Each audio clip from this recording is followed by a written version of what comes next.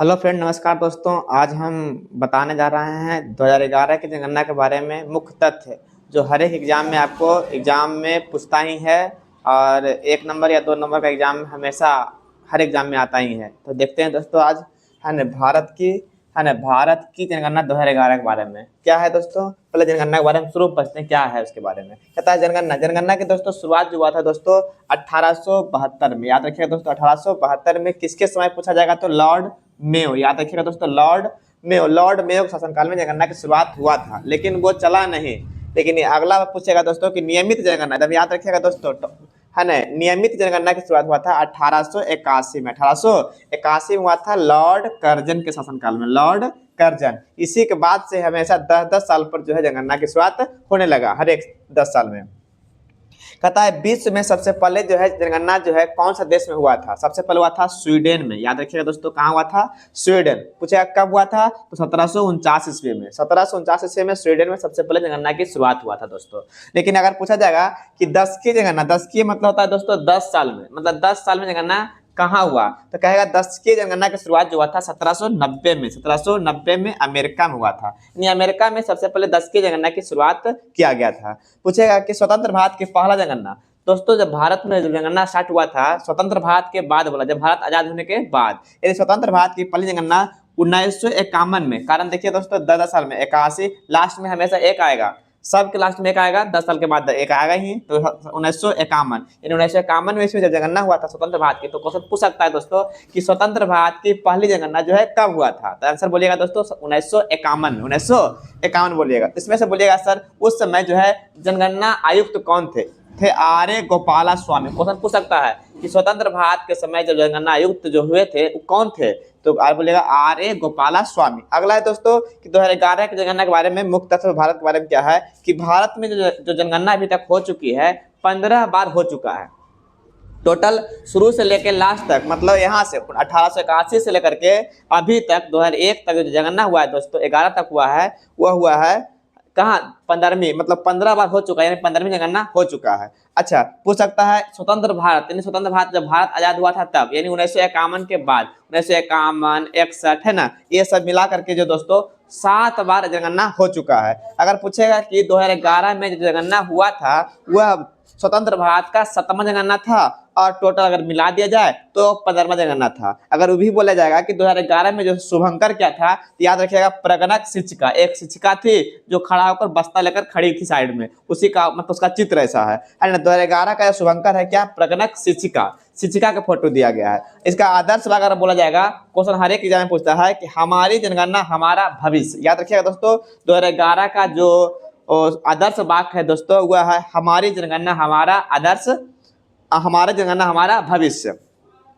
अगर आपसे क्वेश्चन पूछा जाएगा कि 2011 जब हुआ था उस समय, जैसे हम लोग पढ़े थे कि 2051 में जब भारत आजाद होने के बाद जनगणना हुआ था उस समय आर्य गोपाला स्वामी थे। तो अभी पूछ सकता है कि 2011 में जो जनगणना हो चुका था उसमें कौन थे जनगणना आयुक्त। इसका नाम था चंद्रमौली। क्या नाम था दोस्तों, चंद्रमौली। उसके बाद उसमें 2011 में टोटल जो प्रश्न पूछता है कि टोटल प्रश्न किसने पूछे गए थे, इसका आंसर बोलेगा दोस्तों 29 प्रश्न। टोटल जो है 29 प्रश्न ही पूछे गए थे, यानी 29 प्रश्न पूछा गया था। क्वेश्चन पूछ सकता है कि 2011 के जनगणना में कुल कितने प्रश्न पूछे गए थे, तो आंसर बोलेगा दोस्तों 29 प्रश्न पूछा गया था। यहाँ तक हो गया दोस्तों। और हम लोग देखते हैं दोस्तों यहाँ कि 2011 की जनगणना जो था दोस्तों इसमें देखता है कि कुल जनसंख्या पूछता है कि भारत में जब जनगणना हुआ था उस समय टोटल जनसंख्या कितनी थी, बोले लगभग 1.28 करोड़। और भी था, बहुत संख्या में था, लेकिन हम लोग को याद रखना है 1.21 करोड़, ठीक है ना। लेकिन उसमें से टोटल जनसंख्या में पुरुष और महिला सब थे। उसमें से पुरुष जो थे दोस्तों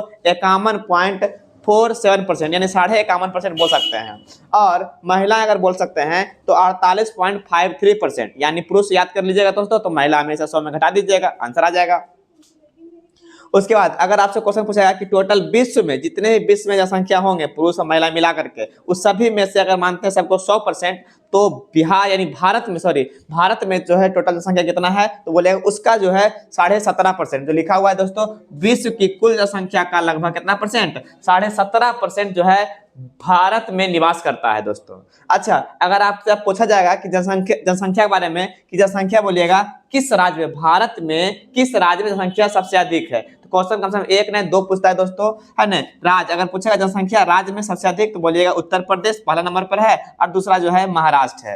अगर वही पूछा जाएगा न्यूनतम, तो न्यूनतम बोलेगा सबसे न्यूनतम जो है सिक्किम है, याद रखिएगा। और दूसरा नंबर पर है मिजोरम, दूसरा नंबर पर कौन सा है, मिजोरम। अगर यूटी, यूटी मतलब केंद्र शासित प्रदेश होता है दोस्तों, केंद्र शासित प्रदेश के मामले में बोला जाएगा कि सबसे ज्यादा जनसंख्या वाला यूटी कौन सा है, केंद्र शासित प्रदेश कौन सा है, तो बोलिएगा दोस्तों दिल्ली। दिल्ली जो है सबसे अधिक जनसंख्या वाला है, और वही लक्षद्वीप जो है सबसे कम जनसंख्या वाला केंद्र शासित प्रदेश है। अगर कहा जाएगा कि 10 के वृद्धि, 10 के वृद्धि दोस्तों होता है क्या कि प्रत्येक मतलब 10 साल में कितना वृद्धि कहाँ ज्यादा हुआ है ना, ये बोला जाता है। तो कहेगा 10 के वृद्धि वाला, अगर राज्य बोलेगा सबसे अधिक राज्य कहाँ है, मतलब 10 साल में सबसे ज्यादा वृद्धि कहाँ हुआ है, तो बोलेगा मेघालय में।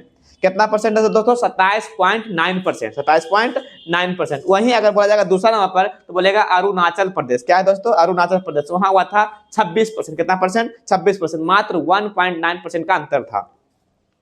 वही अगर पूछा जाए दोस्तों कि न्यूनतम, न्यूनतम भी क्वेश्चन हमेशा पूछता है दोस्तों, न्यूनतम तो हुआ था लेकिन ऋणात्मक गया था, 10 की वृद्धि हमेशा घट गया था, माइनस में हो गया था। वह कहाँ था दोस्तों, नागालैंड। मतलब नागालैंड में जो है न्यूनतम संख्या जो है 10 की वृद्धि नापा गया था। अगर न्यूनतम बोला जाए यूटी में, बोला जाएगा कि यूटी में जो है न्यूनतम कहाँ था, तो लक्षद्वीप, लक्षद्वीप में जो है सबसे कम जनसंख्या वृद्धि दर, मतलब 10 की वृद्धि दर जो है नापा गया था। और वही कहा जाए कि यूनियन टेरिटरी बताना आपको है कि सबसे ज्यादा कहाँ हुआ था 10 की वृद्धि दर, तो बोलिएगा दादर नगर हवेली, जो लगभग हुआ था सर 55.9%, यानी 56% लगभग। अगर एग्जाम में एक्यूरेट पूछा जाएगा तो बोलेगा 55.9%। जनसंख्या घनत्व, जनसंख्या घनत्व के बारे में क्या है कि भारत का जो जनसंख्या घनत्व है दोस्तों 882 प्रति वर्ग किलोमीटर। तो कह सकते हैं कि अगर राज्य बोला जाएगा दोस्तों, कि राज्य अगर बोला जाएगा कि राज्य में कि किस राज्य में जनसंख्या घनत्व जो है सबसे अधिक है, तो बोलिएगा बिहार में। दोस्तों बिहार में जो है 1106, और दूसरा में पश्चिम बंगाल जो है, उसका दूसरा नंबर पर कौन सा है, पश्चिम बंगाल, जो 1028 है।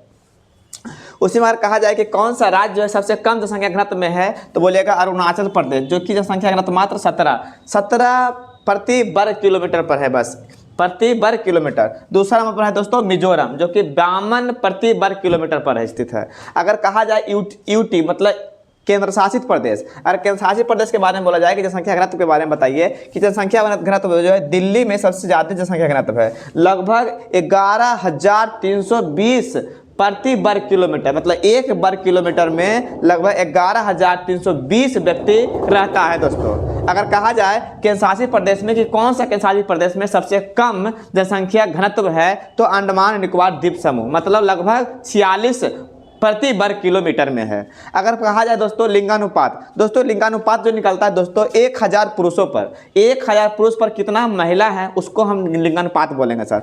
अगर बोला जाएगा कि भारत में टोटल राज्य के बारे में नहीं बोले, पूरा भारत के बारे में बोले जाए, तो भारत में लिंगानुपात लगभग है 943, यानी 943 का मतलब है कि 1000 पुरुष पर 943 महिलाएं हैं। अगर कहा जाए इसमें, इसका फॉर्मूला भी होता है कि ऊपर फीमेल की संख्या, टोटल फीमेल की संख्या बटा टोटल मेल की संख्या मल्टीप्लाई करना है 1000 से, यानी 1000 से इसलिए करते हैं, याद रखना है कि लिंगानुपात हमेशा निकलता है प्रति 1000 पर।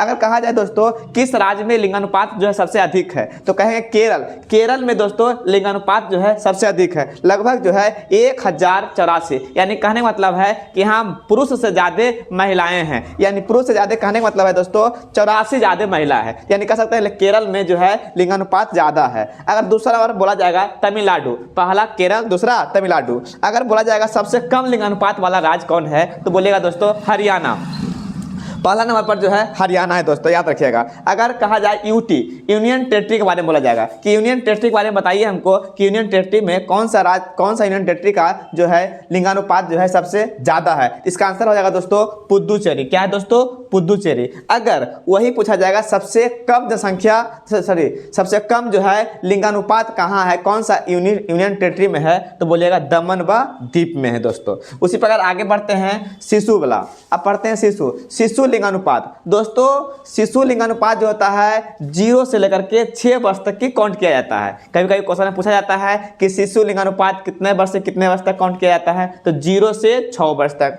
यहाँ लिखा हुआ है शिशु लिंगानुपात जो है 0 से 6 वर्ष तक काउंट किया जाता है। अगर आपसे क्वेश्चन पूछा जाए कि बताइए हमको शिशु लिंगानुपात में भारत कितने मतलब कितना है, प्रत्येक 1000 पर कितना है, तो बोले 1000 पर 919 है, 919 शिशु लिंगानुपात में है। अगर आपको बोला जाए राज्य के बारे में कि बताइए वह राज्य का नाम बताइए जहां शिशु लिंगानुपात सबसे ज्यादा है, तो क्या बोलेगा? अरुणाचल प्रदेश। एकदम याद रखिएगा दोस्तों, अरुणाचल प्रदेश का जो है शिशु लिंगानुपात सबसे अधिक है। लेकिन वही कहा जाए दूसरा नंबर कौन सा है, तो बोलिएगा मिजोरम। कौन सा राज्य है? मिजोरम। मिजोरम भी है, पहला नंबर पर अरुणाचल प्रदेश और दूसरा पर मिजोरम, जो शिशु लिंगानुपात में सबसे अधिक है। अगर वही कहा जाए कि सबसे कम कहाँ है, शिशु लिंगानुपात सबसे कम वाला राज्य हो गया दोस्तों हरियाणा। क्या है? हरियाणा और पंजाब। पहला नंबर पर हरियाणा है और दूसरा पर दोस्तों पंजाब है।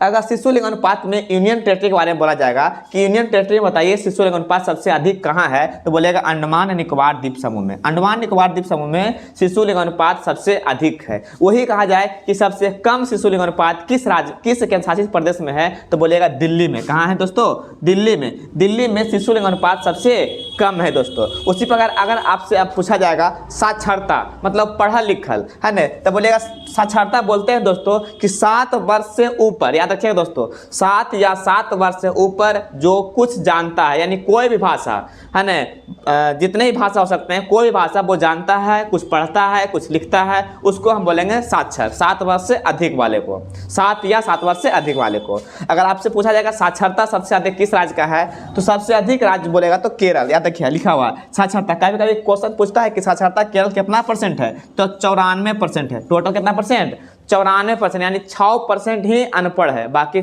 94% सब शिक्षित है। अगर कहा जाए कि किस राज्य का साक्षरता सबसे अधिक है, तो केरल। दूसरा नंबर बोलिएगा मिजोरम। पहला पर केरल, दूसरा पर मिजोरम बोलिएगा दोस्तों। अगला है दोस्तों कि किस राज्य का साक्षरता सबसे कम है, तो उसका नाम है सर दोस्तों बिहार। यानी बिहार का साक्षरता सबसे कम है, लगभग 61.8% है दोस्तों। दूसरा नंबर बोला जाएगा तो बोलिएगा अरुणाचल प्रदेश। यानी अरुणाचल प्रदेश का साक्षरता भी कम है, सबसे कम, यानी कम से दूसरा नंबर पर बोल सकते हैं। वही अगर बोला जाएगा दोस्तों यूनियन टेरिटरी के बारे में, केंद्र शासित प्रदेश के बारे में, कि केंद्र शासित प्रदेश में बताइए साक्षरता सबसे अधिक कौन से केंद्र शासित प्रदेश का है, तो लक्षद्वीप। यानी लक्षद्वीप का लगभग 91.8%। कितना दोस्तों? 91.8% साक्षरता है। वही अगर बोला जाएगा सबसे कम साक्षरता वाला केंद्र शासित प्रदेश कौन सा है, तो बोलेगा दादर नगर हवेली। क्या बोलेगा? दादर नगर हवेली। उसी प्रकार अगर आप आगे है ग्रामीण एवं शहरी जनसंख्या, तो आप पूछेगा दोस्तों किस राज्य में ज्यादा ग्रामीण संख्या है, किस राज्य में ज्यादा शहरी संख्या है, या किस राज्य में कम है। तो देखिए दोस्तों सबसे राज्य के बारे में अगर बोला जाएगा कि ग्रामीण में सबसे ज्यादा जो है ग्रामीण किस राज्य में है, तो एचपी, हिमाचल प्रदेश में सबसे ग्रामीण लोग बसते हैं। याद रखिएगा दोस्तों। अगर शहरी के बारे में बोला जाएगा तो सबसे ज्यादा शहरी जो है गोवा में, मतलब शहर वाले लोग सबसे अधिक गोवा में। दो ही चीज, या तो ग्रामीण या तो शहरी। अगर ग्रामीण बोला जाएगा तो जहाँ ग्रामीण ज्यादा होगा वहाँ शहरी कम होगा, और जहाँ शहरी ज्यादा होगा वहाँ ग्रामीण कम होगा। यानी ग्रामीण सबसे अधिक बोला जाएगा तो एचपी में, और शहरी अधिक बोला जाएगा तो गोवा में। इसके जस्ट विपरीत है ना, अगर ग्रामीण सबसे कम बोला जाएगा तो गोवा में, और सबसे अधिक और शहरी सबसे कम बोला जाएगा तो हिमाचल प्रदेश में हो जाएगा। वही अगर लास्ट है दोस्तों यूनियन टेरिटरी के बारे में बोला जाएगा कि यूनियन टेरिटरी में बताइएगा कि शहर सबसे ज्यादा शहरी लोग जो है किस यूनियन टेरिटरी में बसे हैं, तो बोलेगा दिल्ली। दिल्ली में जो है सबसे अधिक जो है शहरी जो है बसे हुए हैं। अगर वही बोला जाएगा दोस्तों कि केंद्र शासित प्रदेश के बारे में बताइए, वह केंद्र शासित प्रदेश का नाम बताइए हमको जहां जो है शहर मतलब शहर वाले लोग जो जहां बस गए हैं ज्यादा। इसका क्या है? अंडमान निकोबार द्वीप समूह। तो अगर आपको वीडियो अच्छा लगे दोस्तों तो लाइक कीजिए, शेयर कीजिए और अपने दोस्तों को जरूर शेयर कीजिए। एक व्यक्ति के पास जरूर शेयर कीजिएगा दोस्तों।